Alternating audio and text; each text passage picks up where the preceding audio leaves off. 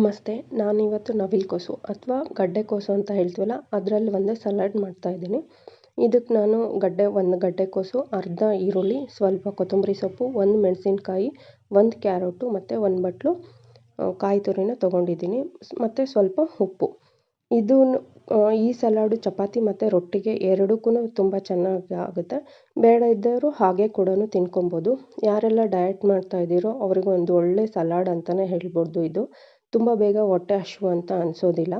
ಮತ್ತು ಸಕ್ಕರೆ ಕಾಯಿಲೆ ಇರೋರು ಕೂಡ ಇದನ್ನು ಯೂಸ್ ಮಾಡ್ಬೋದು, ಅಂದರೆ ತಿನ್ಬೋದು.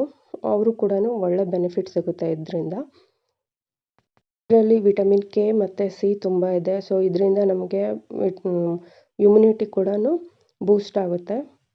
ಯಾರೆಲ್ಲ ಮಲಬದ್ಧತೆ ಕಾನ್ಸ್ಟಿಪೇಷನಿಂದ ಬಳಲ್ತಾ ಇರ್ತಾರೋ ಅವ್ರು ಕೂಡ ಇದನ್ನು ತಿನ್ನೋದ್ರಿಂದ ಒಳ್ಳೆ ಜೀರ್ಣ ಆಗುತ್ತೆ ಮತ್ತು ಅವರಿಗೆ ಮಲಬದ್ಧತೆಯೂ ಕಡಿಮೆ ಆಗುತ್ತೆ.